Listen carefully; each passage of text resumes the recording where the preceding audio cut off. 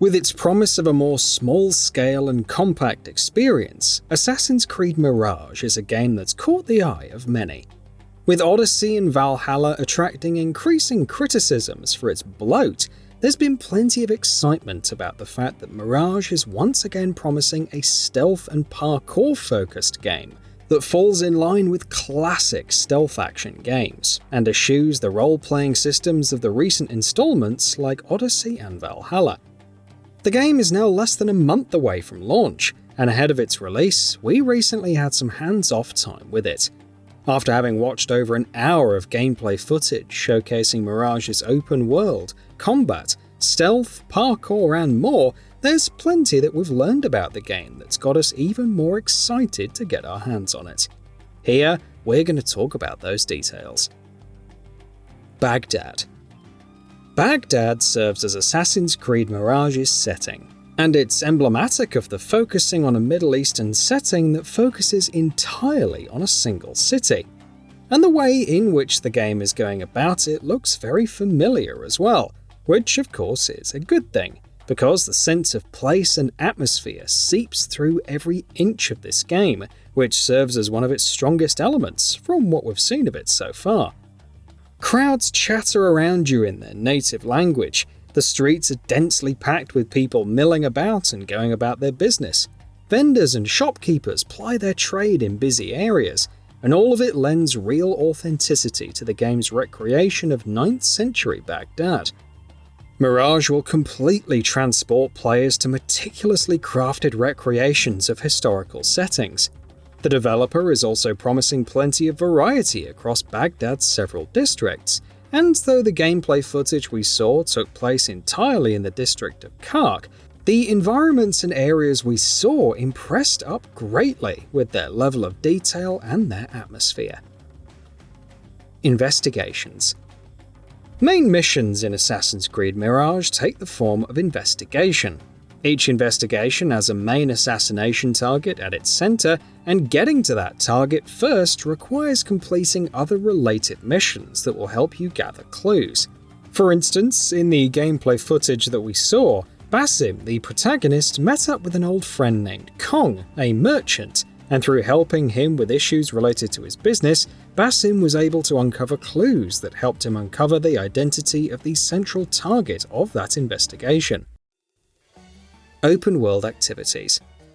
Assassin's Creed Mirage is of course going to be a much smaller and more compact experience than the likes of Origins, Odyssey and Valhalla, which means its open world setting is going to be smaller in size as well.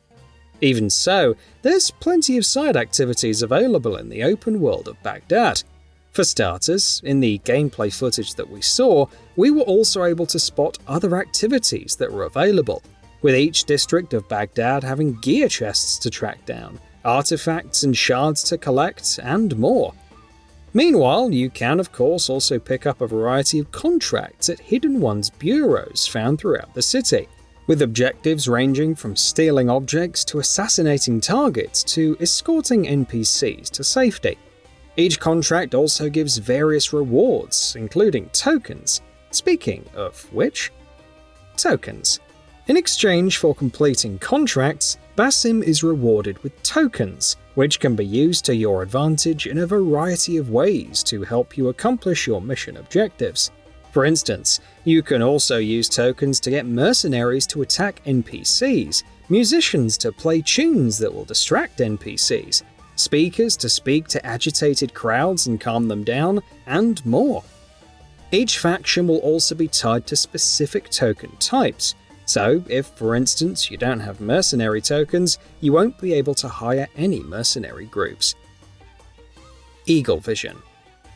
Eagle Vision was once a staple of the protagonist, but in recent games has been replaced by an actual eagle that you can take control of to scout out NPCs and points of interest.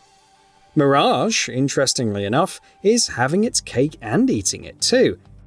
Like Bayek, Cassandra, Basim has an eagle that you can take control of while it's in flight to scout ahead, but at the same time, he can also activate Eagle Vision to highlight NPCs, hiding places, key objects, and other things of note. Progression.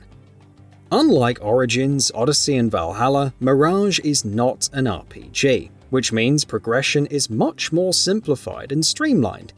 Not only do you have a much smaller pool of equipable gear, the skill tree has been significantly contracted as well, now encompassing 3 categories in total: Phantom, tied to your assassination skills; Trickster, tied to your inventory; and Predator, tied to Enkidu, your bird. Unlockable skills range from being able to unlock extra tool slots to increasing Enkidu's range for tagging NPCs to being able to perform chain assassinations. Notoriety. Wantonly breaking the rules and regulations will have strict consequences in Assassin's Creed Mirage, thanks to the reintroduction of a notoriety system. Committing criminal acts and causing disturbances will see your notoriety level rising, and the higher it goes, the more difficult it will become for you to move through Baghdad undetected. At the highest notoriety level, even civilians and random NPCs will be able to recognize you and alert them. Of course, there will be several ways to lower your notoriety level, like tearing down wanted posters of yourself, something players will be very familiar with. Parkour. Though parkour was once a crucial component of Assassin's Creed games, recent installments have seen it become heavily de-emphasized. With Mirage, however, the pendulum is swinging back, which of course aligns with the return to an urban cityscape setting. And not only is parkour back in full flow, it's also looking quite impressive. Basim's animations look smooth and precise as he grabs onto crevices and handholds and what have you, while clambering up and down structures of all shapes and sizes. With the renewed importance of parkour, several familiar moves and animations are also returning. In addition to all the typical clambering and leaping you'd expect from an assassin, the agile and nimble Basim can use lifts to instantly hoist himself up to rooftops, vault over objects, leap through windows and doorways, swing around corners, and more. Meanwhile, if you're looking for an alternative means of traversal, there's some of that sprinkled in here as well, from stealing camels and other mounts to commandeering barges. Combat. Combat in Assassin's Creed changed radically in Origins, before which it was very much focused on countering and parrying NPCs, and once again, this is an area where Mirage is borrowing elements from both styles. Like Origins, Odyssey, and Valhalla, combat is still hitbox-based, which means you can, if you want, play it that way. However, with NPCs hitting much harder and Basim being much more vulnerable to damage, that's not the ideal approach. Instead, parrying and countering are returning in Mirage as well. An NPC will start glowing before unleashing an attack, which is your cue to hit the parry button. Time it right and the NPC will be left completely vulnerable for a short window, during which you can land the killing blow.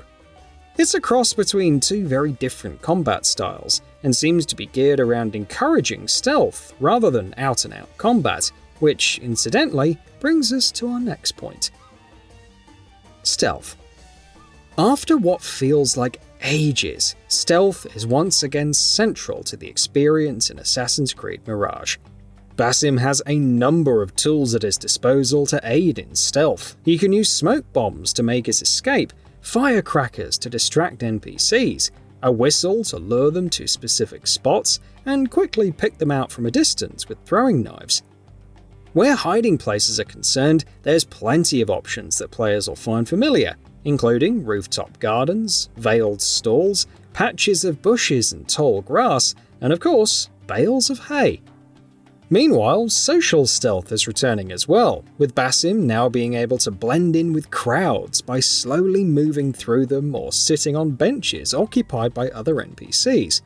And of course, as previously mentioned, Basim is able to hire certain groups to help him in various ways as well, from calming agitated crowds to fighting or distracting NPCs.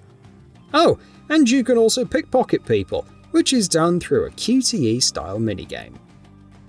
So what are your thoughts on this? go ahead and share them in the comments below. And if you like this video, please subscribe to the channel and enable all notifications by clicking the bell icon to get new video updates. We upload every day and would really appreciate your support. Thanks for watching.